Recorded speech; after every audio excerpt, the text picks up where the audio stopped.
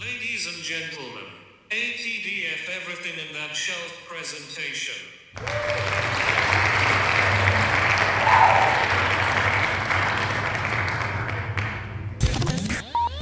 You're now rocking with TDF everything. Spoiled rotten.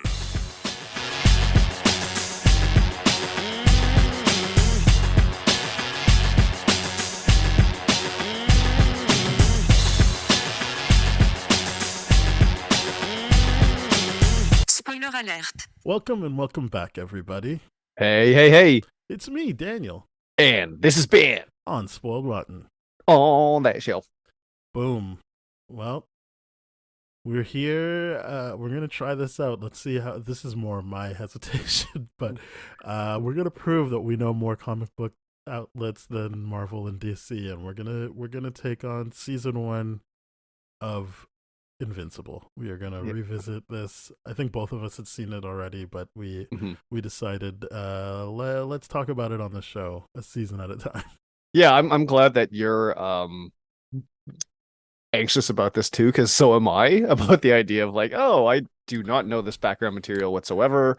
I'm just familiar with Robert That Kirkman's is my problem. work. That is my problem. Is that I read everything after Oh, season that 1. you know too well. Yeah, I read Okay. everything after season 1, and now I'm like, okay, so what happened in the show, and what am I remembering from the actual comics? Okay. Yeah. All right. And in that situation, I am gonna sound like an idiot, like I usually do, because I just watched the show. But we're reviewing season 1, so Yeah, it is good stuff. yeah, it's gonna be hard for me to be like, yeah. Where I was think the I mean cutoff again? it's hard Yeah. because like there's so many things that happen that I was just like, Yes. like I can't wait for them to get to this in the show, and then I'm like, wait, Mm, did they, or am I going to be holding back too much? Or but anyway, the point is, this is a show and a comic that I really like. right. As evidenced by me reading every single issue after season 1. Yeah, and just out of curiosity, does that mean that and I had a sense that this was what the show was doing, that they were setting up multiple kind of storylines, not finishing them, all that kind of stuff. But that the comic book is more cohesive in that sense, where it's like it's gonna finish this one storyline before moving on to the next, or is it multiple things going on at the same time, very much like the show? No, the point is how overwhelming things are. Gotcha. So I like that. Okay. like, yeah, the show does a good job of capturing that. Like that, one day, and you're like, this guy's got like 10 things he has to figure out. I like that. Because yeah, he's got that like little, and this is why I kind of like the main character, right? Mark, Mhm. is that he's like, I want to do this, I want to be a superhero. I know my dad's Omni-Man and all this kind of stuff, and I want to be that, and him not really understanding how much that actually entails. We get a lot of the secret identity stuff. We get the whole like, oh, but I want to be a regular teenager stuff. Like the and I think it's the amount of overwhelming topics that Mark actually has to deal with in his superhero life and day-to-day life is really fascinating, and I love it. Yeah. I think what's good about this is it really gets into people having to reckon with the reality of the things they say they want. I Yeah. think that's true for most main characters. Yes. That you, as you mentioned, like I almost called him Dick Grayson. Mark Grayson is like so like, yeah, man, I could just I want to get my powers. The first episode is him testing constantly. Can he fly? When is he gonna get his powers? And then, uh, basically getting them, and then like immediately, maybe not immediately, very shortly after, being like, oh fuck, like okay, so that means this then, and Mhm. uh without giving too much away, I think season 1, it is safe to say that Nolan is also dealing with like, yeah, we're doing this as a season thing, like, so I'm not gonna tease whatever. Like Nolan is there to take over Earth, and part of that was like he's gonna have a kid that helps him do that in Mark, and then being like, oh fuck, like he actually has powers, so now what do I do? And I think like Yeah. both of them having to be like, okay, so like, I gotta, I mean, yeah.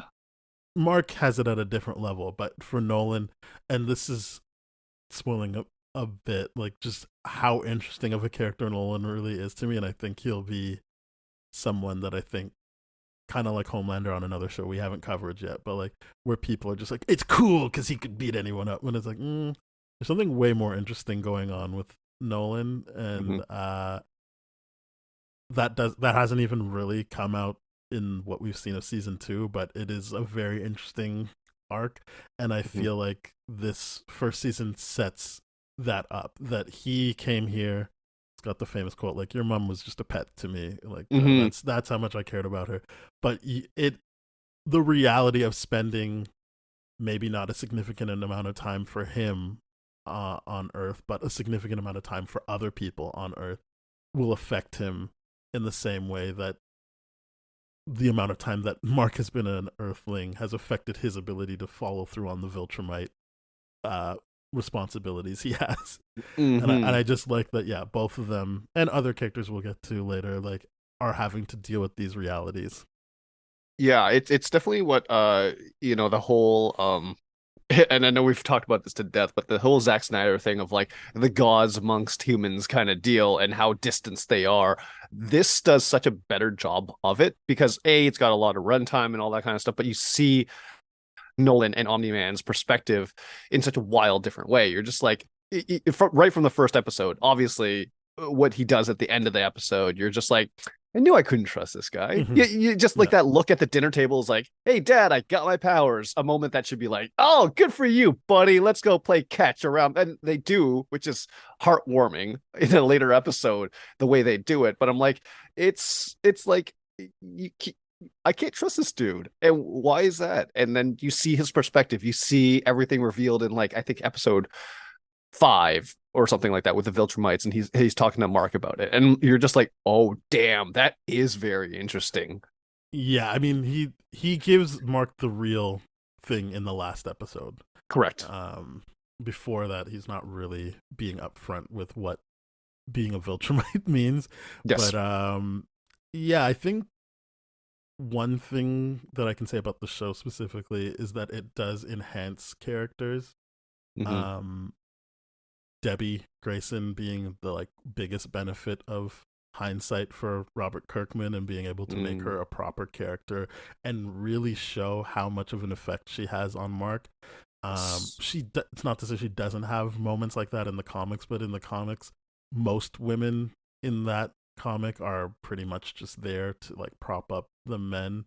And I know I just said that she has an impact on Mark, but the way she does it in this show is taking him to task and not just cheering him on or being like, oh, it's okay, whatever. Like, I like that she has a very specific point of view, and it really, yeah, it just, I thoroughly enjoyed the way they made her better, but also like a small character like the detective who's trying to figure out if Omni-Man did it, like the demon, like he's a joke in the comic, like as in like everyone is like, yeah, we know already, you idiot. But like in this show, they like I really liked him in season 1, versus in the comics where you're like, oh yeah, like what an idiot, like he's so far behind on everything. Like, and I like that they were like, no, like if we're gonna have this character, he might as well add to the tension, because that's the big thing, is the show is like right away Omni-Man did it. Whereas the comic, it's more of a mystery, less of a mystery for most characters than the demon guy, but still a mystery at some point. Of like who did it and why. Because in this, and I do remember you saying that over text and obviously off mic, but like the idea that this show and the source material are fundamentally very, very different, but in a good way, where, like you said, the creator gets the hindsight ability to look back like, no, we gotta flush this out a little bit more. This is kind of dumb. This is in disservice to it and all that kind of stuff. And that's I have a kind of or a thought or a guess as to kind of what scenes you're talking about with the mom, who I just is Sandra Oh. Yay, that's fun for me. Because I think Sandra Oh does some really, really great things. And the one scene where Mark is like, trying to be a dick of a teenager and being like, make me, and all this kind of stuff. And she just immediately cuts through him and goes like, does that make you feel better about yourself, knowing that I can't physically do anything to, and I'm just like, that friggin' powerful. That is so good, and that's something I could, based on what you said before, I with going into this show, I'm like, I don't think that was probably in the source material. And if it is, this is where my stupidity comes out. But that's something to me that's like that's very powerful writing. Um, Yeah, I think moments like that um, are closer together in the show, so that you don't mm, feel like she's such a doormat. right. Um, and yeah, I like you. I found that moment very powerful. Like I thought Hmm. that like that is how she's showing her power of like, okay, so you beat me up, so what? Because of the whole point of Mark's going to need to hold on to his humanity the more Hmm. he learns, and Yep. her really anchoring him in his humanity as opposed to being able to. And I think it's also what people don't like about some characterizations in the show is that it's way less of a power fantasy indulgent. Like they don't really indulge in the power fantasy, like moments like that where it's like, Hmm. oh, okay, so you think that just because you have superpowers now, like I can't be your mother, or like what does that say Hmm. about you? And as I'm sure we'll get to, the Amber of it all um, is different in the comics. Yeah, and that's where I would push back on those people a little bit with they're like, oh, I don't get the power fantasy. I'm like, but you do get that the power fantasy is all within the Omni-Man character. Like that's the point. Is just like if you are that powerful, you don't care about anything. You just Mm-hmm. end up being like him, and you do get that representation. I just think that those people are not aware of the But fact that everyone knows he's the bad guy, which is what I'm saying. Like exactly, that's yeah. it's more like that the hero can't be like, "Yay, I have powers. I'll do whatever I want," Like, yep, that's or kind of treat people why. however I want. Yeah, that's the difference between a hero and a villain is that they do have to take other people into consideration. They have to Mm-hmm. take that empathy into consideration, and the mom does that very, very well. I keep wanting to say Sandra Oh. I know that's not the Yeah, case. Debbie. Yeah, Uh, yeah, and yeah, it's because I'm such a big fan of this voice acting cast, especially J.K. Simmons as Omni-Man. it's a great He's cast. great, Like great they've got like voice acting Mahershala for it. Ali in the Yep. cast. So many like John Hamm, which another like really effective thing in the first season is they give you that storyline of the security guard at the beginning of the show. Like, and Mm. the first time you see him, he's like, "Yeah, I gotta go on a trip with my stepson," and the guy's like, "Oh, doesn't the guy hate you?" And then next time you see him with the son.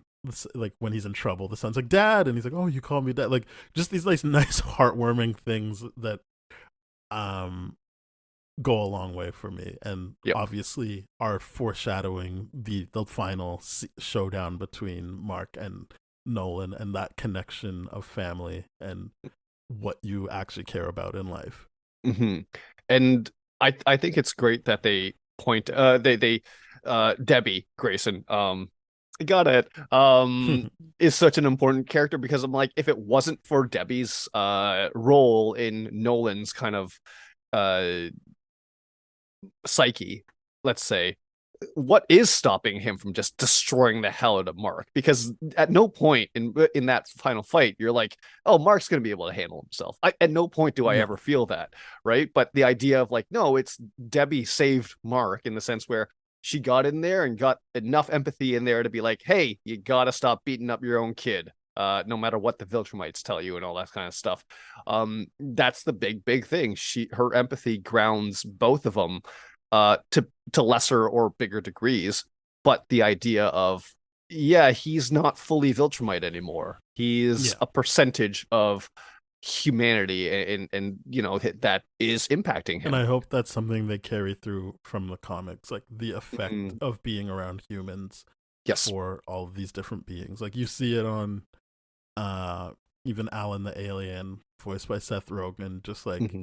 comes in and is like, yeah, well, you got to beat this guy up or whatever, and just being a human of like, do you like what are you doing? And he's like, Hmm. I'm here for Urath, and it's just like that you're wrong. That's this is not Urath, and just like I know that's a very small short period, but spoiler alerts, Alan the alien is going to have a very big impact on the story, Yeah. and so like just seeing how his interaction with Mark changes his course. And I think you're right to point out that Debbie, and I think she says it later on, she's like, you know, I taught you how to be a hero. Like she doesn't say how to be Mhm. human, but she's like, I taught you. I'm the one that taught you how to be a hero. You're the one that didn't care about anything. And like you see that when like it's around the funeral times, like whatever, it's dead coworkers, and she's like, don't, you can't talk like that. Like, no, what do you mean? Yeah. Those were your friends. So yeah, I think it was, as you said, like she's the one pushing that, and I like that they did that again with the Amber character. I'll shift to that. One thing I don't love, not because I don't like seeing black people, is that they made that change and then made her a black character. Mm, She's very much a blonde, ditzy white woman in the, or girl because she's a high schooler in the comic, mhm. and very much they really push the whole I get to date a superhero thing in that, which I feel like Amber says begrudgingly in the TV show. It doesn't Mhm. feel as giddy, but very much so. She's like, no, no, no, you don't get to lie to me. You don't get to do that stuff. Like I think that's the big difference. Yes.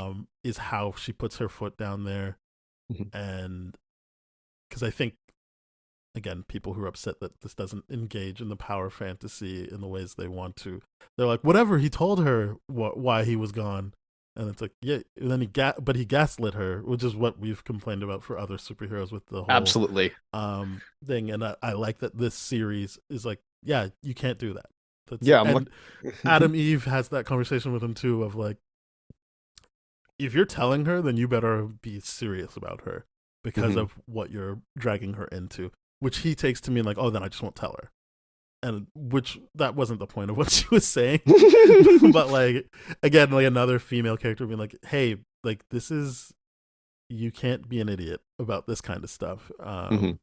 But yeah, I really like that Amber is again a female character with a point of view and has her own wants and needs and isn't going to let everything be fine because he finally told her the truth even though she Mhm. figured it out and was giving him opportunities to share with her what was going on, and he Mhm. refused to.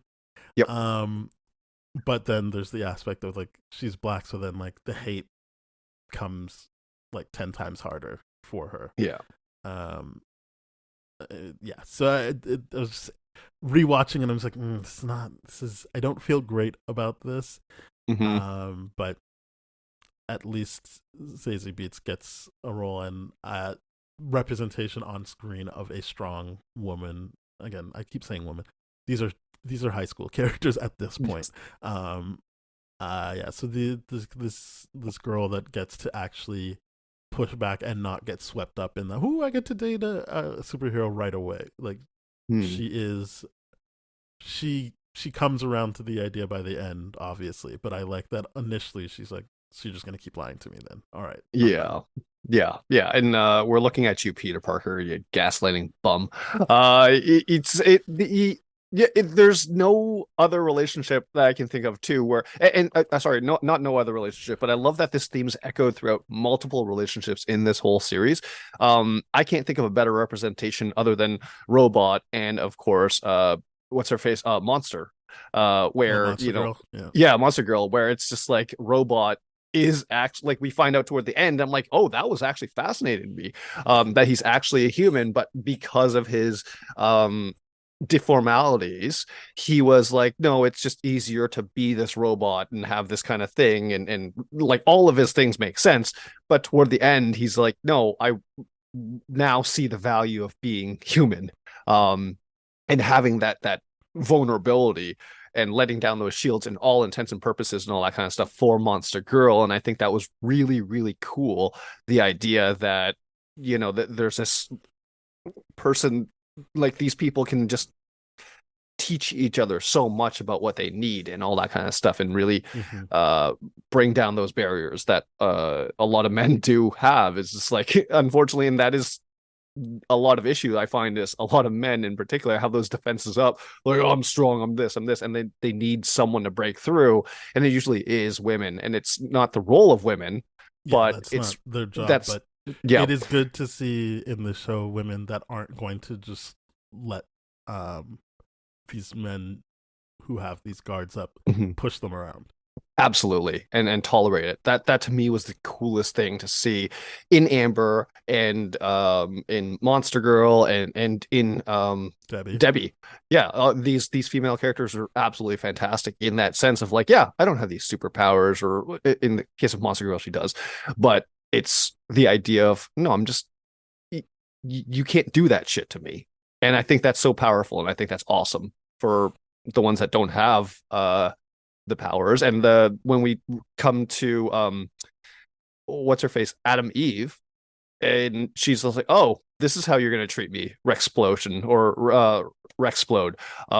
Well then I'm gonna peace out. I can't Hmm. be on this team if he's on this team and all this kind of stuff. I these are great characters. This is like, yeah, these are my boundaries. I'm not doing this. If he's on the team, I'm not.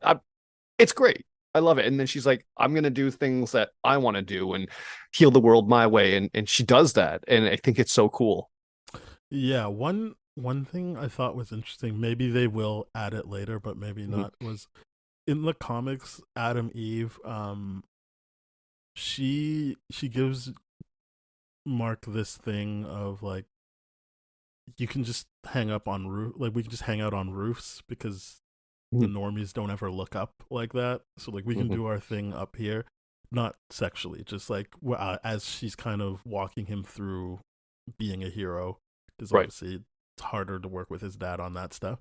Um, she gives him that, and it's interesting how that plays into how he interacts with other non-powered people from that Mhm. point on. And it makes me interested to see what they do by that omission, because it's a Mhm. pretty big deal that's in the comics of like, yeah, like no one's looking up, don't worry about it, like, and it's just this idea that everyone's so busy doing their thing that like who knows what's going on above the right above their heads as we like look over them and stuff. Yeah. uh It's absolutely true. A lot of people are just so zoned into their own worlds and all that kind of stuff that they do not care, do not recognize, do not whatever, but they don't notice these things that are greater happening above them. And there's a lot mhm. of real world examples that I won't get into, but it's very true. A lot of people are like, sucked into their social media world where it's like, I can't believe this person liked this person's post. Don't they know that I'm in a fight with them now? And it's just like, come on, there's so much more happening right now, like your GPAs, whatever, like all this kind of stuff. It's just like that's what you're focusing in on. Okay, well, she's right to point that out, and it's kind of great to be like, let's hide in plain sight, which is just Yeah, above them all. but yeah, we'll see where that goes. But yeah, as I said, I don't. It is gonna be hard for me because knowing what the end is, it's just like I don't know, like if they're saving that for later or if it's not going to factor into the television version of it. So I don't want to say too many things and Yeah, spoil future things. But I guess we could.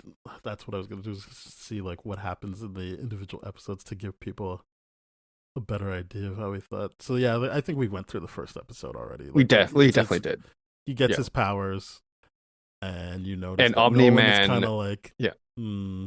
And I like that he says it later. He's like, I was hoping he wouldn't get them because Hmm. now it's forced my hand, which is obviously you can only know that in hindsight. That's why he's giving that look. But Hmm.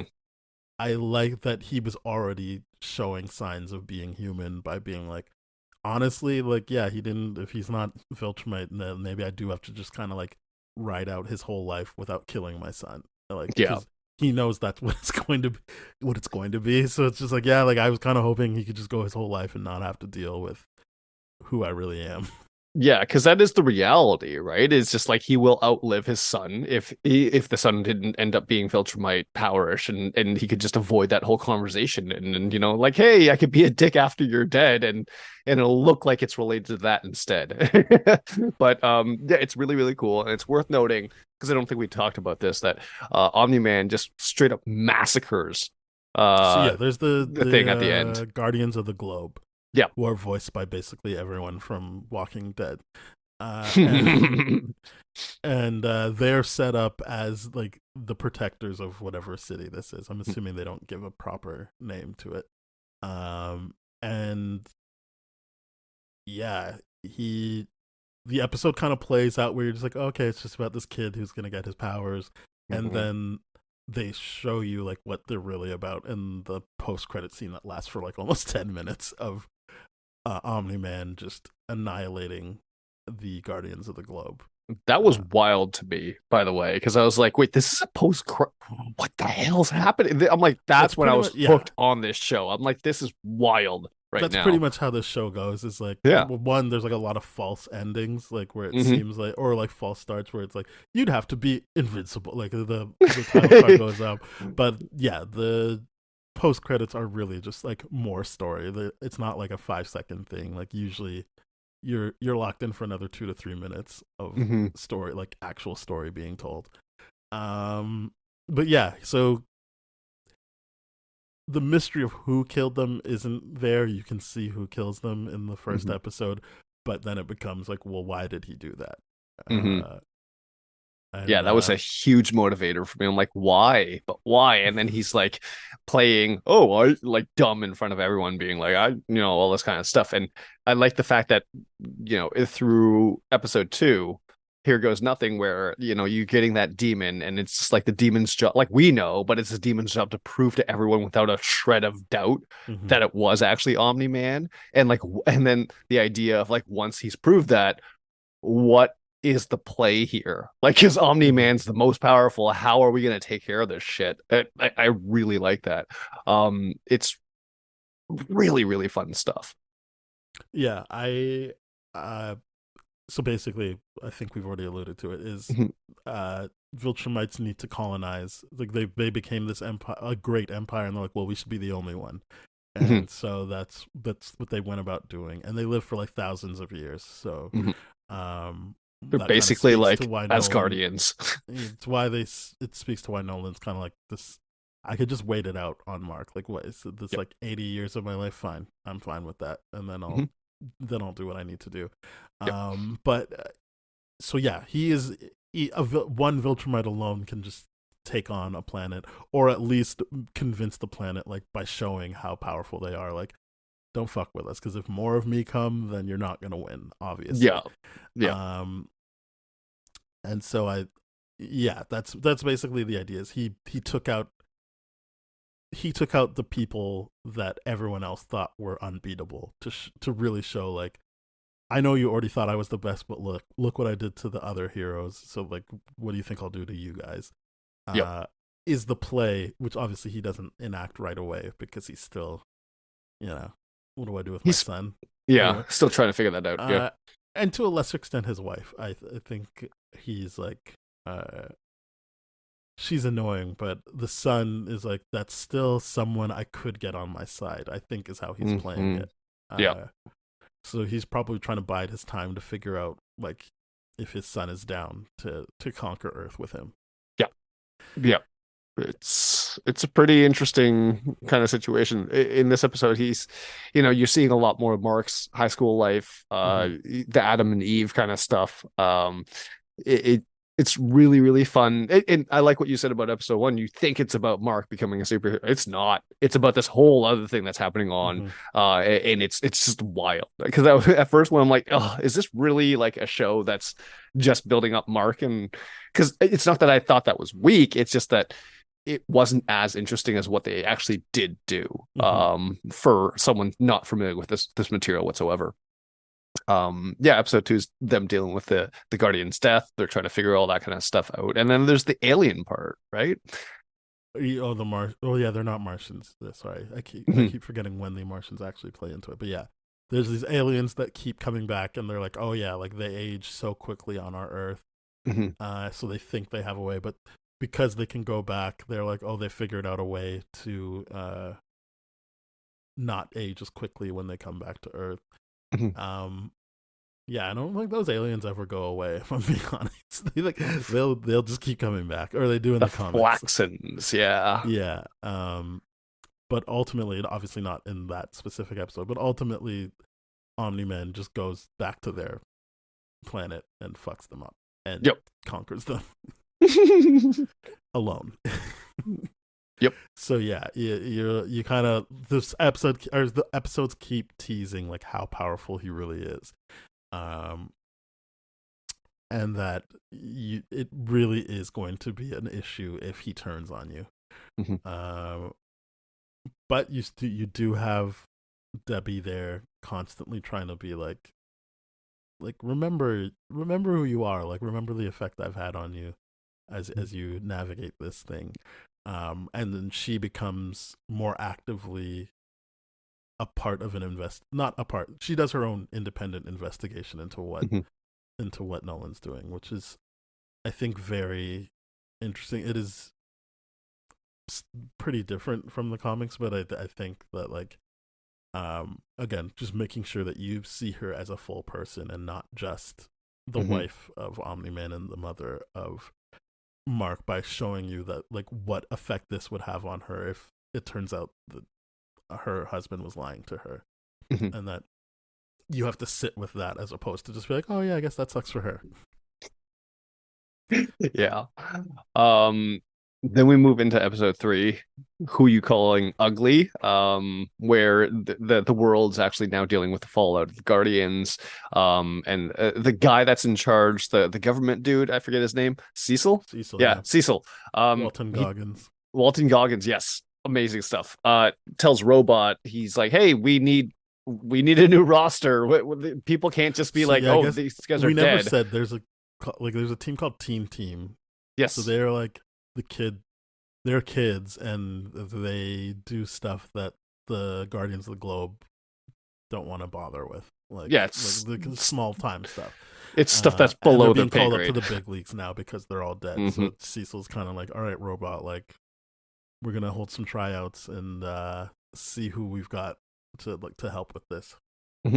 Hmm. And in this episode, Rexplode, which is voiced by an Jason Mantzoukas. actor, yeah, Jason Mantzoukas, which I always call Rafi because that's like his most famous role to me, from the league. But to hear his voice, I'm like, no way is he in this show. It was great. I like to see him do something with a different kind of side to just his insanity that he's known for. He's still a dick in this, Mm-hmm. obviously, but it's a different dimension of dick. Rexplode, robots putting together a team, and a lot of the teen team does integrate into this. They get stepped up, they get called up to the big leagues, like you said, and then Rexplode's like, hey, there's this person here called Duplicate, which I can have an orgy with, but it's technically one person. He's cheating on um, Adam Eve, and Adam Well, Eve's like, no, peace out. that's the big thing, is that he doesn't see her as multiple people, and she's like, Yes. it all counts, and he's like, nah, it was like your copy, and so yeah, again, a woman who, I keep saying women, I only make that point to illustrate that there is a difference between women and minors, like there is a difference, and you can't Yes. just automatically adultify someone just Mm-hmm. because of Just the because you want situation. to. Yeah, Yeah. that is why I'm tripping over that. It's not like a weird thing. I just do think that it is it is important to have the difference there. Mm-hmm. um and yeah, so that I like that element of Duplicate, of just being like, you don't respect me at all. By the way, like I this is all me. Like it all counts. You can't just be like, oh, whatever, that's your copy or whatever. Like it all is a part of me. It all matters. Mm-hmm. Mm-hmm. And how he's just trying to be a slime ball Hmm. to Adam Eve, and being like, no, it doesn't, it's not what you think. It's like it's basically, he's basically describing as like, it's kind of like you caught me using a flashlight, and I'm like, Hmm. whoa boy, that Yeah. that is some fucked up stuff there, bud. And that's why this guy's voicing, I'm like, oh, this is a different like his voice works for it so well, because he plays that dick character. Adam Eve obviously Yeah. leaves and was like, nope, this is my boundary, I'm not doing this kind of stuff. She's gone doing her stuff, and then Mark is doing more, I guess, quests to build up his superhero status now. Hmm. He's Well, I think, yeah, there's like that element. There's the part where he's like, uh, I don't know what you would call it, but he's like practicing with his dad. He's trying to like go through, and I like that they show how difficult flying is for him, and yes. the way that like uh Nolan's kind of like, to get like a proper momentum going, it's you kind of have to like pee your pants on purpose type thing. Like it's Mm-hmm. gonna feel counterintuitive, but you gotta just lean into this. But then he'll do something like hit him to knock the wind out of him, and not remembering that that's still his son that he's dealing with, and not a piece of meat. And that it evolves from like, oh, like you couldn't take the pain, to him it didn't even hurt that much. I just was scared because you've never done something like that to me. Like it was more scary than it was painful, and him trying to, as we Talk said, his way up out of top, like not even talking, but just like as we said up top, like reckon with the reality of like, oh, that is how people will hit me though. Like this isn't gonna just be some fun thing where I it's all one sided and I'm doing my thing. It's like people are gonna be coming at him to kill him. Yeah, and I like that. That's what Omni-Man does. Definitely says like, you think that was bad? What if I was trying to kill you? Oh, and I'm like, yeah, he's bitten off way more than he can chew in this situation. And like, I like what you said, him reckoning with the idea of, oh yeah, my life's at risk. It's not fun in games. It's not me pulling cats out of trees and getting plaques made after me and all that. That's a very small part of it, but this is so hard because I do like the Omni-Man scenes with Mark in the sense where how he's explaining flying, how he's explaining all these different things. I'm like, this is really good writing and really cool stuff. And especially how he describes flying. It's really, really cool. Yeah, then we're kind of like I mean the Dark Blood kind of character, that demon character, starts interacting with Debbie, being like, hey, what do you know about this situation?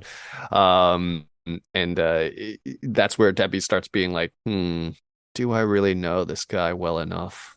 And she starts snooping around doing her own thing.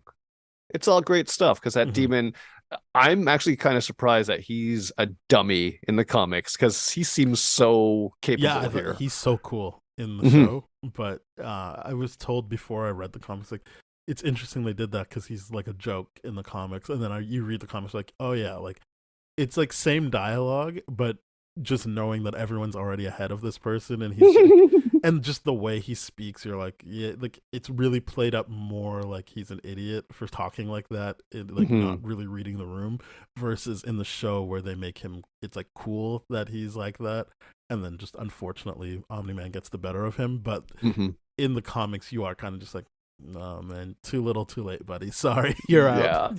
You're gonna have to die now.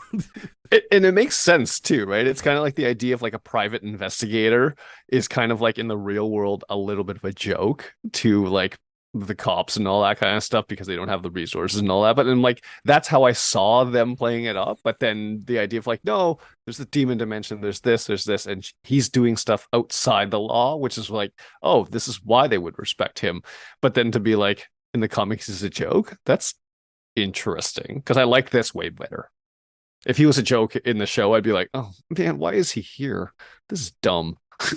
Yeah, I think for a comic it works, but for the TV show, you might as well make the most out of having this character. Right.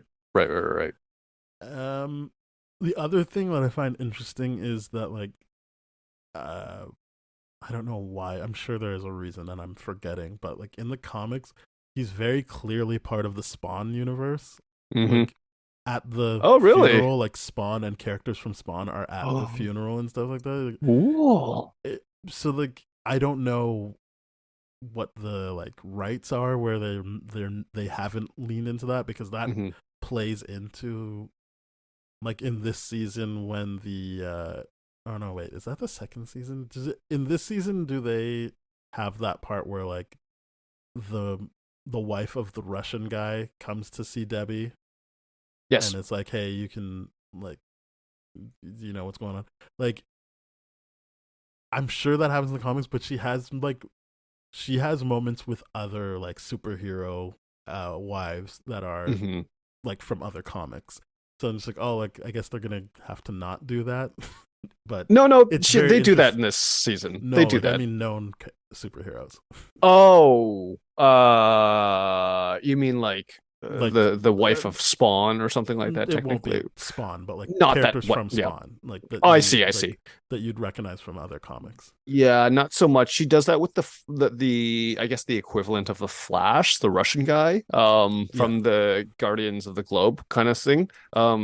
No, but I guess that not is from important other because it established serves its ones. own purpose. I'm talking about when Yes. she's trying to like have a life outside of being that it was with other wives of these characters that are recognizable.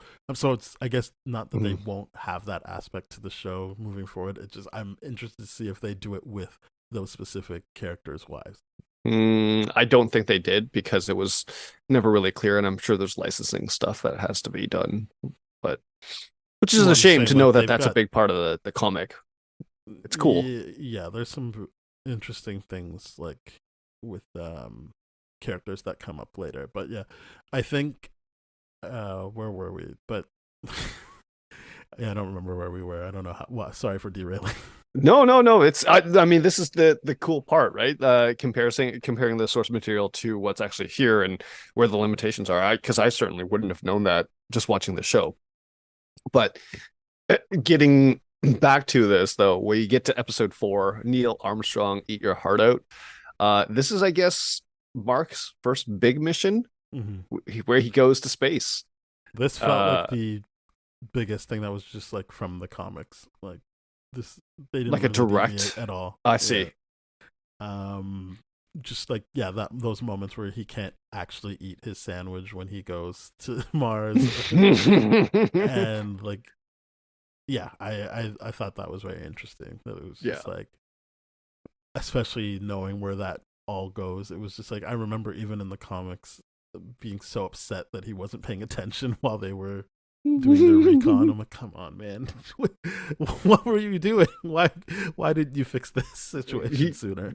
Yeah, I like that he's doing teenage Yeah, stupid stuff here. And it's just like, this is a very big mission, and you're really not taking this seriously right yeah, now. like he got bored obviously because it's Hmm. not a super villain type thing, but Yep. he's just escorted. Well, chaperoning, but in secrecy. And so yeah, I, as you said, he's very teenaged about it. Hmm. Which I really, really enjoy. It's just this idea of like, yeah, this is what a teenager would do with Mhm. superpowers. They would be more like head off in space and not really doing stuff that they're really focused in on. And same way for a lot of sports players right now. Looking at you, Jordan Poole. um does him meeting Alan the alien happen before Mars? Because I think it I does, think because it that's when he's does. like, Yeah. that's how he learns how to like hold his breath long enough to like go out to space, and that he can speak to Alan telepathically. He doesn't need to I think he open his mouth. meets him beforehand, but still here he that doesn't really fully connect with him. I think he No, gets look, that's taught in this different. episode or That's something him like that. being like, I'm just gonna put on a helmet and then I can breathe. But I just meant it was important to show that he learns those skills, and that Right. the point of that mission wasn't really to interact with Alan. It was to just get Omni Man off world so they could do the Yes. investigation properly.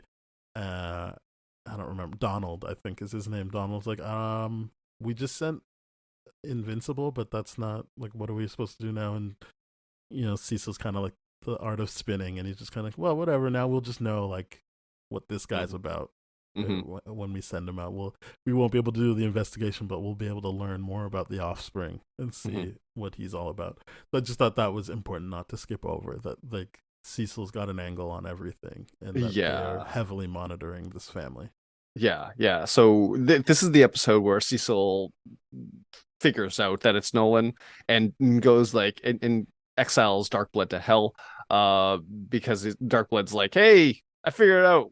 We got to do something about it. And then Cecil, being very, very wise, being like, yeah, we know. We just need to figure out what we're gonna do before we actually reveal that. Like, what our biggest advantage is keeping the information away from him in the situation. Mm-hmm. If we let him know, then he massacres everyone that knows. Like, that's straight up what's going to happen. And then I thought this was really, really cool, because he does send Darkblood back to hell and exiles him to hell in this. I thought that was really, really cool that this government agent knew this like uh ancient witch voodoo kind of magic stuff and was like able to use it, because I was like under the impression that Cecil doesn't know how to use this stuff and is like, you guys in your weird ways, you do whatever the hell and I'm not gonna bother. I'm like, nope, he knows. He Yeah, knows and he uses it. And Straight up that cool. just showing how like mean spirited he is, because Mhm. then Donald's like, "What'd you do that for?" And he's like, "Well, don't worry, he's not dead. He's just in hell." And Mhm. Donald's like, "That's worse. You could have just killed him." Yeah. Or I don't know if they could actually contain him on Earth, but like sending it, Mhm. yeah, like just sending him back to hell's not great. Right, right. But I do like that Dark Blood's one of those characters that's kind of like oh, what's his face? From Watchmen, where he's like, yeah, now that he knows he won't stop, so you got to take care of him somehow. Rorschach, yeah, Rorschach, yeah. That was really, really cool to me. Also in this episode, Robot is taking the DNA sample yeah, from harvesting, Explosion, and you're yeah. like, why? And you find out later, and that's pretty cool too. But yeah, Well, in yeah, episode, he's got a crush on Monster Girl, oh yeah, he and does. he notices that Monster Girl seems to be attracted to Rexplode, so he's like, "Well, got my body then." Yep, I know who I'm targeting to look It myself is after. funny that he didn't think that it would be weird for her if he was like, "Well, I'm not Rexplode, but like I look like him, so now you can like me." Love makes us do stupid things, especially for those of us that are trying to be robots. Yeah, it was just like, yeah, you really did not. Like you thought this through, but you did not. There's a very key element to this that you didn't think through. Well, he definitely thought about what's my greatest chance of success. He didn't think about what's the most ethical, moral, or whatever, kind of thing. He's just like, what's the most likely to succeed? And hey, I understand his thought, his logic here for someone that has not really engaged in his own humanity. It's just like, okay, percentage wise, how's this going to work out? Yeah, So I kind of get that. And it is worthwhile saying that that gets revealed later on. But in the next episode, episode 5, that actually hurt. Um, Debbie's finding Darkblood's notepad and all this kind of stuff, and she finds Nolan's bloodied super suit, and then has she needs definitive proof. And I think what's interesting here is that she takes it to the suit maker that we found in episode 1, voiced yeah. by Mark Hamill. Mark Hamill, and Mark Hamill's character here doing their own version of like what is that? What's that thing in crime called? The crime scene investigation stuff, where it's like, yeah, the blood here is the oldest, so therefore Nolan threw the first punch kind of deal. I'm like, yeah, this is all great stuff. And her bonding with that character, and Samson. There you go. Wait, is it Samson? I I thought think Black Samson so. was a different character, but his name's Yeah, Samson. I'm definitely wrong in that regard. But Mark Hamill, Yeah, the suit maker, this is all great stuff. yeah, he's very interesting. Just obviously his connection to the three family, like the three Grayson family members, Mhm. that he's got a connection to all three of them eventually throughout the course of the season. Mhm. Um, yeah, okay. What happens in episode 6? Episode 6. You kind of look dead is the episode name, and Mark is Oh, this just is yeah. Okay. after Mark's done his little mission with Machine Head and all that kind of stuff. It's he gets hospitalized and So yeah, I rushed us because I think what's important in that episode 5. That's the one where Mahershala Ali's like, whatever his name is, I don't remember his name, but like his character is like, I need you to help me yeah. take down Machine Head, and Omni Man Mhm. rightfully is like, this is like the biggest trap ever. Don't do this. It's beneath you. This is stupid. And Debbie again, like really being like, nothing Nothing's is beneath beneath you. you. Yeah. Like you, how dare you talk like that? Like don't ever think like that. Again, stuff that will play into his decision making later. Mhm. Just the like, no, like if you're able to help someone, then that's what you should be doing. Like you've got Mhm. the power to do it, so you should be doing that. Um, But I and do like that Omni Man's like, no, this is clearly a trap. This is so clearly a trap. yeah, but yeah, so he goes and is like right away outmatched by his Machine Head's like, well, yeah, I knew you were coming, so like I brought in people from different dimensions, and also ultimately you learn that I think it's Titan is Mahershala's character's name, Yes, is like Titan. and yeah, knowing the comics, it's like, yeah, this was all a part of his plan to take out all competition, like kind of like an Omni-Man move of like, Mhm. all right, now I'm gonna just take out the competition, and then I'll be sitting pretty at the end of this whole thing. Mhm. But yeah, even the new Guardians of the Globe try to intervene and help, and notably Nolan just hangs back and watches as Mhm. Battle Beast like tears a hole in Grayson's chest. Yep. Mark's chest, I should say. You're just like, this is horrible. Because I like, there's one point during that fight where Mark is like, "You guys fucked up. I'm gonna fuck you guys up," and you're like, "Okay, the tables are turning." And it's like, nope, Nope. no. He had like 3 seconds of a good time, and then it was just really bad for him. Yeah, I love the episode name of that actually hurt, because like that whole fight, he barely survives. He, gets to the Cecil's ICU thing in the Pentagon, and has a week long worth of recovery in that Mm-hmm. kind of situation. And it's important to say this because this is where Mark is like, "Oh, I'm going to help you in the soup kitchen for Amber," and all this Mm-hmm. kind of stuff, making these promises, doesn't show up for a week. This is obviously where Amber's like, "All right, I know something's up," and probably here figures out where he's a superhero and just Yeah, like gives him opportunities later to be like, but instead Mark just kind of comes back and is like, "No, I did hit by a something, bus. hit by a bus, and Which now I look Adam Eve perfectly fine." started. She started it. So I mean, he could have Yeah. just been like, "No, I'm going to tell you the truth." But I'm assuming Adam Eve read the room and was like, "Well, you're clearly not serious about this person, so I'll Hmm. I'll help you out with that." But yeah, sorry, I didn't want to skip over that. That there's a lot of character development going on there of like, Yes. um, Debbie putting her foot down and not being like, "Oh, I'm too scared of you going out there." She's like, "No, like you're a hero, so nothing is beneath you in Hmm. terms of helping people out." And I'm sure at some point Debbie had that conversation with Nolan as well. And Nolan's just like, "Yeah, that's no, I'm teaching my Viltrumite, half Viltrumite son what we do now." And yeah, Yeah, like I like it's that she pushes back. actively against what he wants because Yeah. he doesn't want Mark to feel any way about humans getting hurt, or Earthlings, I should say, like anyone on Earth being hurt, because that is ultimately what they're about to do. So he's like, yeah, Yeah. don't get caught up in those kind of sentimentality things. Like, Yeah. yeah, Debbie's trying to teach him all the empathy that he needs, and then Nolan's like, "No, get rid of that. We're gonna kill these people anyways." Obviously not saying that, but like yeah, that's the intended purpose of like, "Hey, this is why you shouldn't care, and whether or not they kill themselves, it's not on you." yeah. Um, It's so fucked when you see him look up and he's like, "Dad," and you just see Nolan like watching everyone mhm. getting beat instead of what he did with the aliens that you said the name for properly, but I don't remember anymore. When he swoops in and just like takes, Blackson. yeah, the Flaxen, when he takes care of that, but he's like, "No, not taking care of this one. Yeah, You're gonna it, learn. it's very You're much gonna learn like, today." yeah, it's a very much a situation of like, go ahead, fuck around, find out. Yeah, This is you finding out kind of deal. I'll save you if you come to close to death, but you got to come close to death in order to find out. Um, but yeah, now we're in episode 6. After that whole like, "Oh yeah, I got hit by a bus" kind of thing. He um he they and his go to best friend, university. yeah.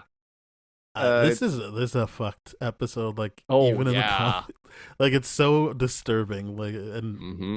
unfortunately, it's Ezra Miller. So I'm hoping they do a voice change on that. It's Ezra Yes. Miller and Justin Roiland. Like just starting off the episode of being like, Yikes. not great, not great Yep. stuff. Some big names This with did some not age well. big issues Yeah. for sure. But William yeah, is the character that deduces Mark's identity and all this kind of stuff. And they're going to go at university looking in as teenage kids do. And one other improvement. Sorry, I yeah, have to step in here because obviously yes, this is very clearly him being a gay character voiced by a gay actor. yes, In the comics, he's closeted, so I like that they mm, don't put that in. Like, I think he even says like the first time Mark takes him flying, which in this show they don't even show. It's Mhm. just you see the aftermath of it. But in the comics, it's I'm assuming they did this because the famous panel is him being carried by Mark and going, "This is so gay," and you're just like, "No, no, don't like that." So I'm like, Yeah. I like that they changed that for the show, that he's just openly gay. They don't have to do any weird like defensive gay bashing stuff. It's just he is gay, Yep. and he openly talks about the sex he had like before that, and that he Yeah. like really likes this guy. And I like that that's not treated as like, oh, why are you telling me that, like this is weird. Like he's just like, okay, yeah, thanks, like I'm happy to hear about your life. Yeah. It's really cool to see. I mean, like it like when this character I didn't wasn't fully on like I up until this episode, this character to me didn't fully come out, right? But when he actually comes out and connects with the cyborg character, Rick, that he did have Rick Sinclair, that he did have a relationship with and had sex with previously at the lake pool or something like that, they said, it really does allow the cyborg thing to reconnect with the humanity thing. And the reason why I think this is important is because there's this mad scientist at DA Sinclair. He just like starts converting people into cyborgs and like, you see, this is the better way of humanity. And like, Mm-hmm. wait, what? It's important because Cecil likes what he's doing, and it comes back later on Mm-hmm. in the series. But Oh, it'll continue to be an issue that oh, Cecil great, likes. That's why I'm that's saying I awesome. hope they recast the voice actor, because Yeah, yeah, we're not done with Da Sinclair by a long shot. gotcha. Gotcha.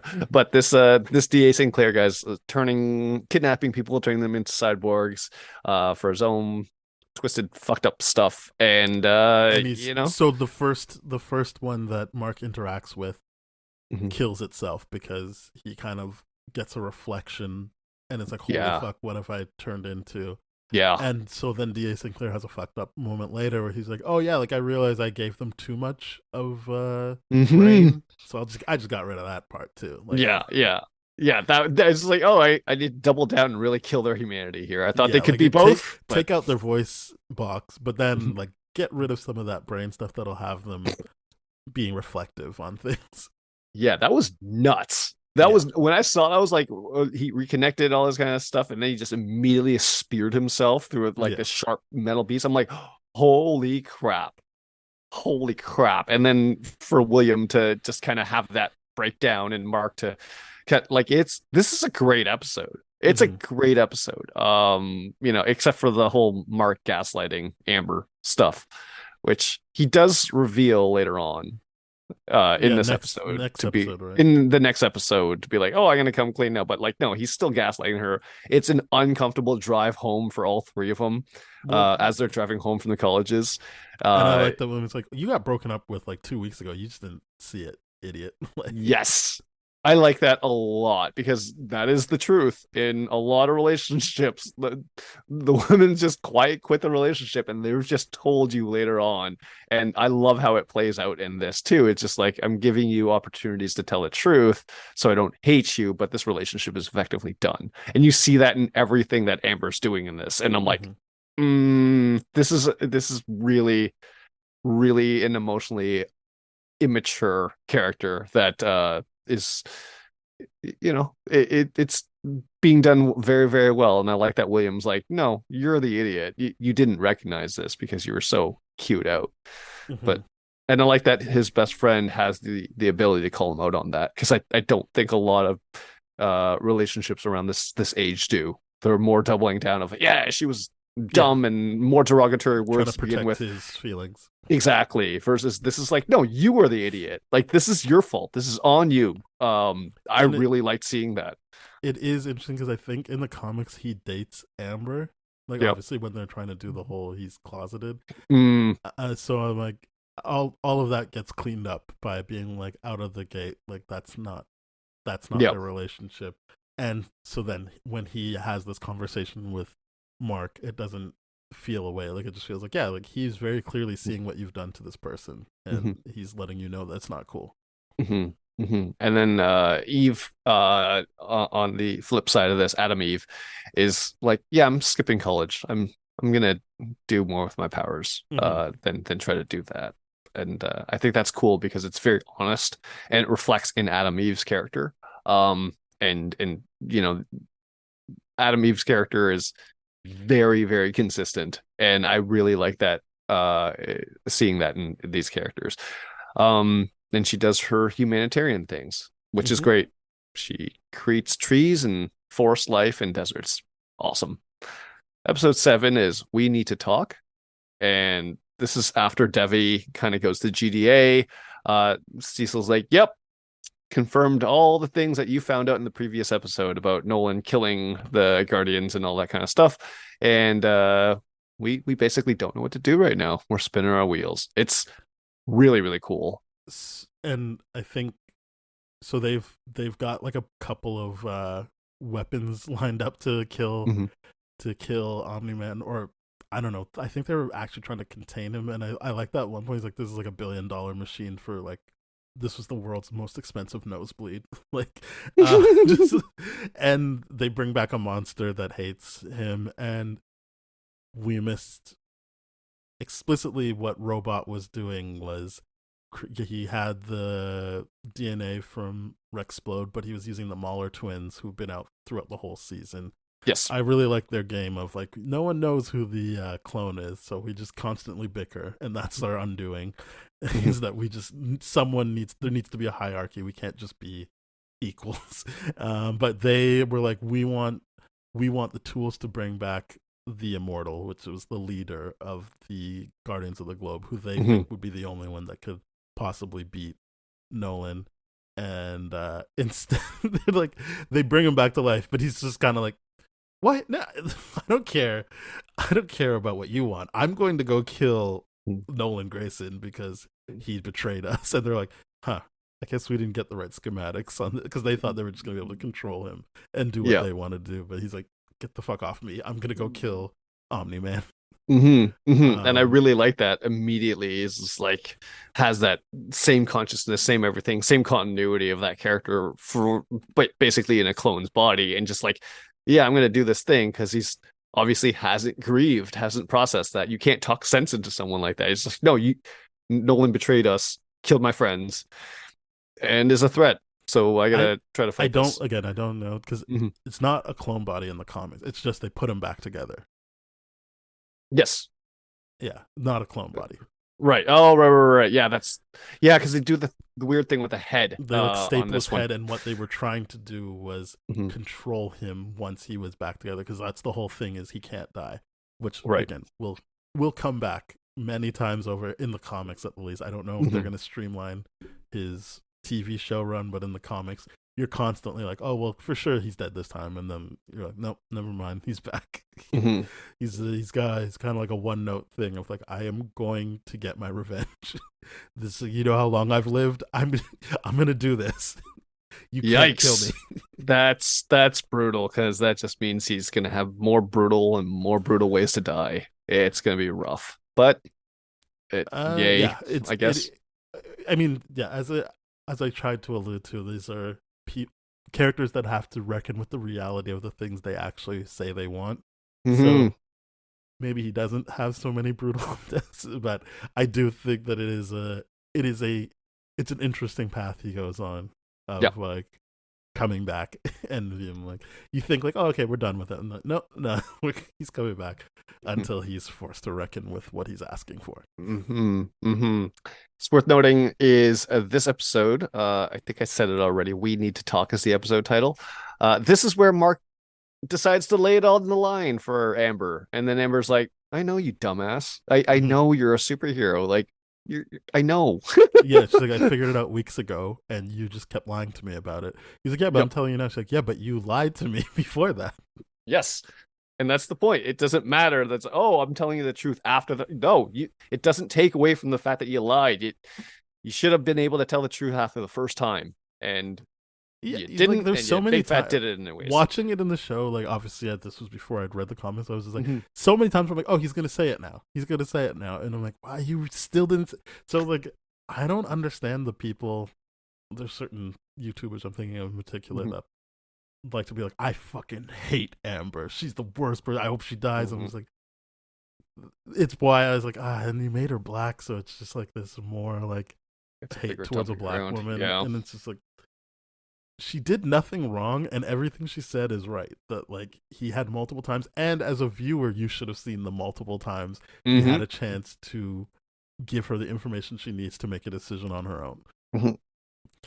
Yeah, Well, it's so that's infuriating to watch. Like without the context of how people feel about her, it was infuriating for me to watch. To be like, I I can't believe you didn't say it right now. Why are you lying? Why? What are you doing? Or yeah. like doing the I'm. thing of like, hey, here's a rock from Mars, but I'm gonna lie to you about what it's from, and don't Mhm. ask anyone. I'm like, why would you do this to someone? Why would you What? say don't ask anyone? Like don't bring that to get analyzed or anything like that. It's just it's a cool rock that makes me think. It's like, come Yeah, on. like there's just a bunch of things he does where I'm like, fucking get out of this, Amber. He's the Yeah. worst. Yeah, he is terrible. One thing I will say is this. There's no one that's more hated than the people that tell the truth. And Amber's telling the truth in this situation, and that's what gets her hated is the idea of like, oh, you're those YouTubers' idea of like what this character should be and how they should support him is like, oh, you expect this woman to be self-depreciating to support him. That's not Hmm. support at all. That is Yeah. just self-depreciation, and that's bullshit. That's when people take that perspective, I'm like, oh, you just don't want to take accountability for your own shit, and you don't want to grow up as a human being to recognize that no, this guy had the opportunity multiple times, and I get the first time because he's brand new to it. You can probably get away with that if you talk through it, but then you keep doing it over and over and over again. This is why I'm like, this is, and I know this is opening up a can of worms, but this is why I feel like Miles Morales is a better Spider-Man than Peter Parker, is because it's like, oh, look, he didn't lie to Rio, he didn't lie to these people, and look how much better he is for it. It's awesome, but Peter's In just constantly lying about it, and it's bullshit. I hate it. It's just like, oh, I have to protect those around I me. guess you're But talking about the video game because in the movies he hasn't told anyone yet no, in the video games, yes. because he's still lying there. And in the comics, I like where they get to Mhm, with the comics mhm, and the consequences of him mhm, lying. mhm. But it's why I can't really go with you on that because I'm like these in general the storyline of this hero needs to keep his secret identity is annoying and needs Yes, to be it's done with. That it doesn't uh-huh. feel specific to just Peter Parker. Fair enough. But it is one of those things where I'm like, yeah, and this is the reality too. And I know this. The statistics are very clear on YouTube. The majority of YouTube viewers, I should say, not YouTubers, but YouTube viewers are predominantly men. So you get into this world where these YouTubers getting to review this kind of stuff, getting to complain, they have this echo chamber where they're like, yeah, I'm gonna like this because well, there's a lot of men out there that do not want to take accountability and ownership out of their own actions and believe accountability is the only accountability that they will accept. I'm like, no, this is the accountability that Mark has to like he's been the problem the entire time. Mm-hmm. And it's because it's just like he's got his dad's voice in his head about a lot of different things. Doesn't know until the next episode what being a Viltrumite actually is. But it's the idea of no, if we're talking about enabled and entitled populations, we have to look at what men are doing. And because this is it. The idea of like, oh, she's terrible, she's this, she's like, I hate her for I'm like, no, she's done nothing wrong. Nothing wrong. If you're getting lied to, you're constantly being treated like an idiot. You're not going to stand for that behavior. I would hope that you don't stand for that behavior. So why would you expect a That and she woman to comes do back it? at the end of the season anyway. Yeah, but I'm just like those YouTubers. They need to grow up, Yeah. man. What it's what I complained about the Netflix Daredevil of like, and this isn't a romantic relationship, but Foggy Nelson of like you you you're constantly mad at him for not showing up, but like you know what he is, so like either get on Hmm. board or separate yourself. Like I like that Amber's like, okay, you told me that's all like it's out in the open. I'm out because Yes. you've displayed you don't know how to handle this, and I Hmm. like that that's what the Karen Page character did too. Of like, nah, I'm gonna go see Punisher because Hmm. I don't actually agree with what you're doing. So Yep. I'm not. I like that she didn't just initially go like, I guess I can figure this. I'm just like, nope, I don't like it, so I'm going to separate myself from this. Yep. And seeing on a big scale what he went through, like obviously in the next episode, I know we're gonna get to it, but like that she can feel for him and be like, okay, like I see what the issue is here and make a decision for herself. Again, she has the information she needs to make decisions for herself to Mhm. come back.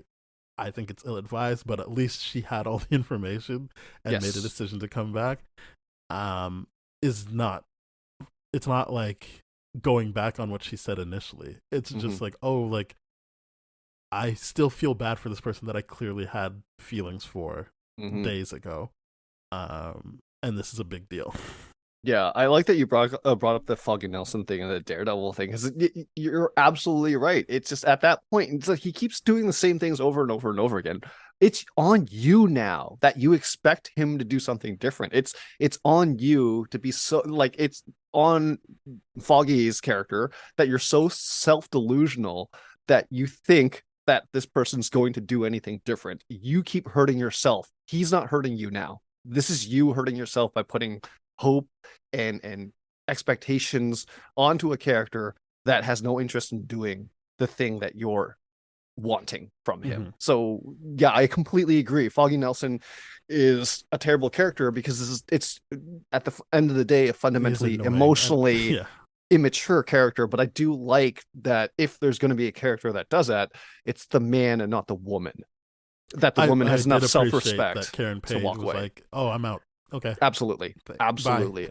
I do love that it's Foggy Nelson that's like, yeah, you're the emotionally immature one. If there needs to be one of those characters in here, it's not Karen. I Mm-hmm. love that so much. It really does speak to um mental health and all that kind of stuff within men and all that kind of stuff. But it's I really like that aspect. But I do agree with you 100% that I'm like, Foggy, this is on you, man. You keep hurting yourself. Like this is like you buying a lottery ticket every single time and being surprised you don't win. This is dumb. It's really, really dumb.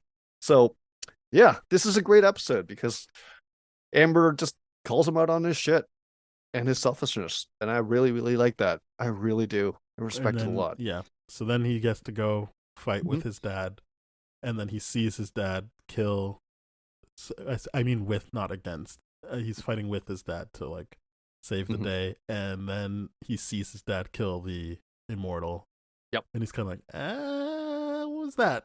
And Yeah. that's where the episode gets its name from. When Nolan's like, we need to talk. We need to talk. And that gets to episode 8, where I really come from. And this is where basically Nolan spills the beans, tells him what the Viltrumite Empire actually was, and what it comes from and all this kind of stuff. And as you know, I love the idea of like, yeah, we got powerful and then we got to a point where there was so much civil war and all this kind of stuff. We killed off so much of our population, destroyed so much of our world to try to be better, find that level of perfection. Because yeah, that's what that will cost is if we're trying to constantly be the best and all this kind of stuff, you will destroy your own world.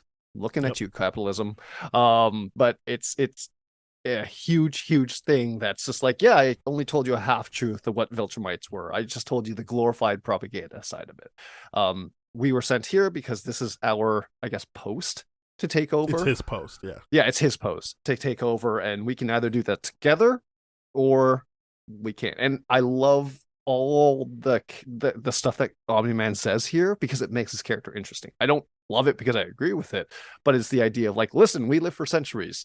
Your mom is a pet in the grand scheme of things, and all this kind of stuff, and trying to relate this to Mark, which of course Mark can't accept at all. No.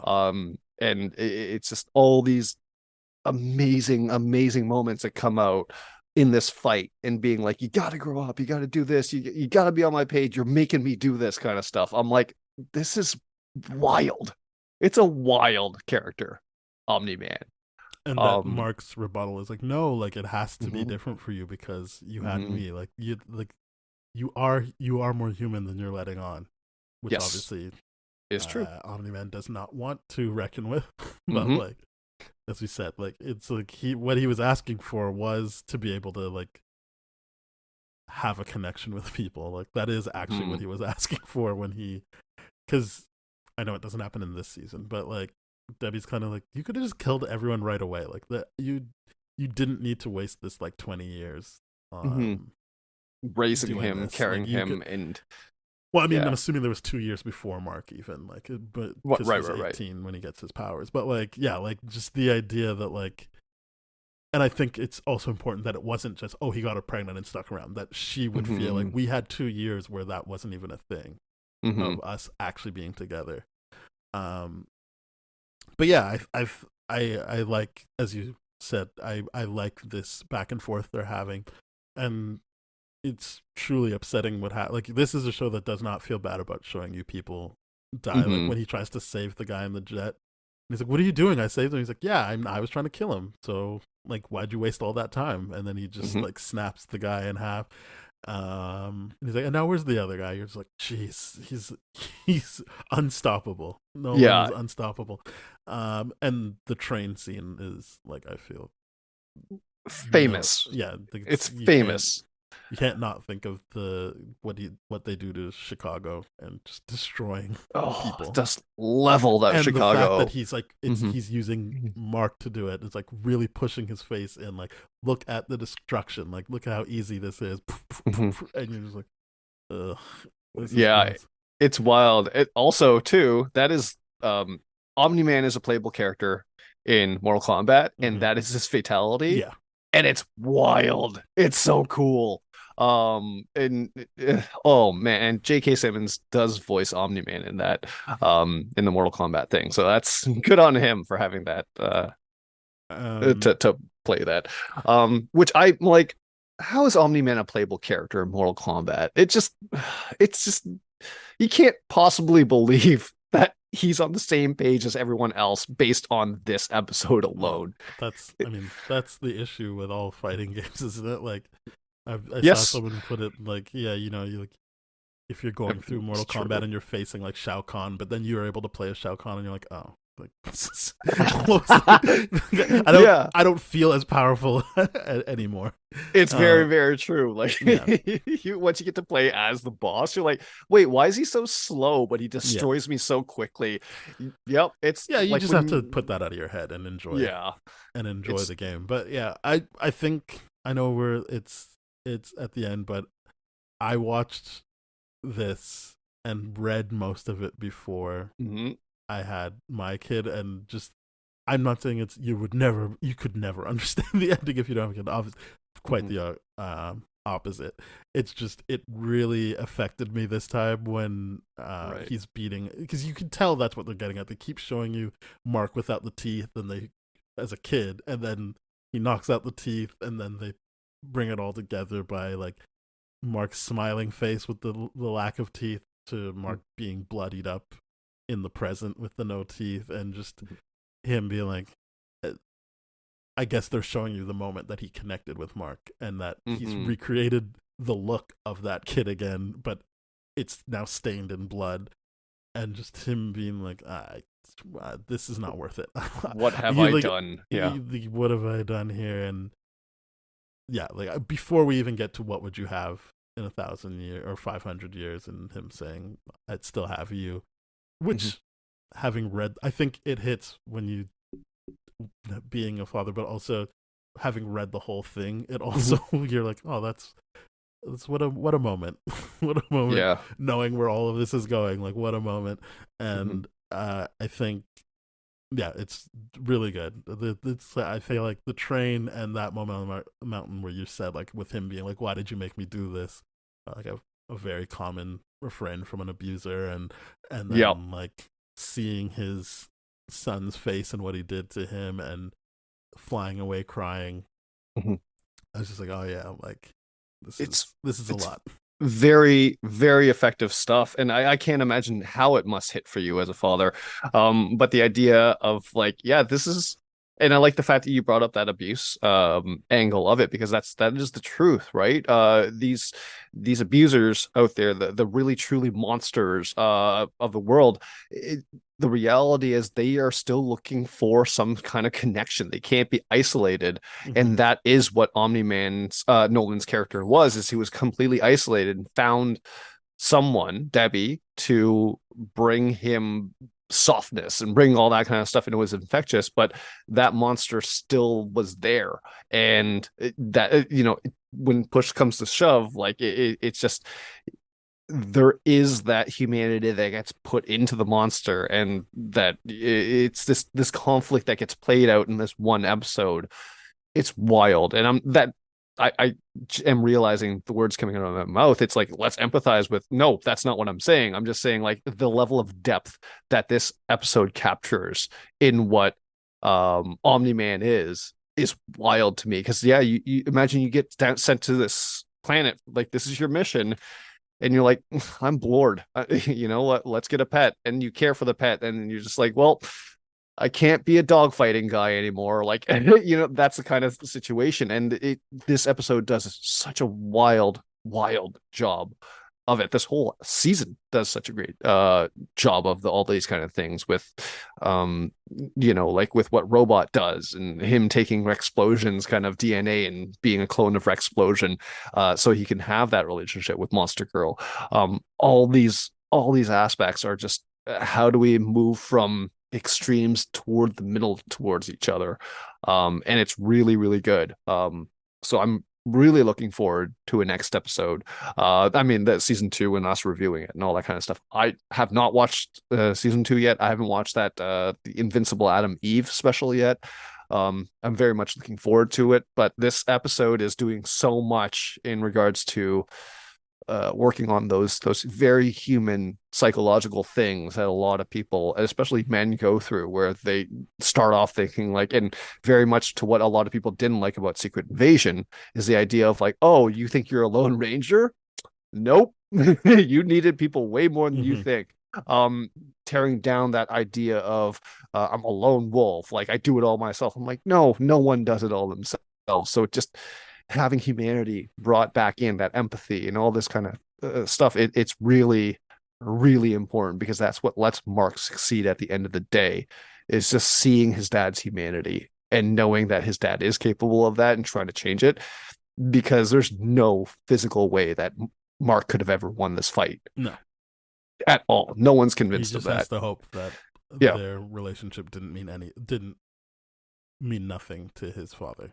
Exactly. And it's very much the Martha moment of this thing, like from the Snyder stuff. It's when people are like, oh, the Martha thing, it's so stupid. I'm like, no, it's really not. It's actually a lot better than you think it is. Just the rest of the movie is not so great. I'm not a Martha hater, as I've said probably multiple times on this podcast. I think execution is flimsy, but the concept is very strong. This is better execution, obviously, because it's a bit more focused. But yeah, I also thought about Zack Snyder rewatching this season of like, oh, this is actually how you do gods dealing with mere mortals. Yep. But yeah, and that's why we got this podcast, baby. We see that and we're like, see, Snyder, this is what you should have been able to do. But I mean, that's not what this episode's all about. But it's that comparison to Gods Amongst Humans. This does it so much better than anything I've ever seen. Well, let's rate this season then. I'm gonna give it a 9 because I really like it. Get out of my head, man. That's where I'm at too. It's a 9. Excellent. It's a 9. We did it. Well, thank you very much for listening, everybody. The plan is you'll hear this episode and then we will be on break until the new year, meaning we will eventually spoil Aquaman 2, but that will be in 2024. You'll hear that episode. We're gonna give ourselves a little break now, and we hope you all enjoy the holiday season. Yeah, we'll be back in the new year. But again, if you want to hear older episodes of us, we are part of the That Shelf Podcast Network with other great shows like Bad Game Movies, Contrazoom Pod, Springfield Googleplex. So please go to thatshelf.com. You'll find those shows, our show, and more shows. We're also on our website, tdfeverything.com/spoiledrotten, where you can find older episodes than what you find on That Shelf. And we're on all the podcast platforms, so please rate, review, subscribe, share with your friends, follow, do all that great stuff. If you want to get in touch with us, we are at TDF Spoiled on Twitter, Instagram, and Threads. And our email is spoiledpodcast@gmail.com. So you've got options. All right, And then. check out my review of Spider-Man 2 because I'm going to do a few more of those kind of things to fill the holiday season. As many of you know, I don't do holiday stuff, so that's going to be fun for me. So yeah, hope to see you all in healthy and happy in 2024. Bye bye. Cheers.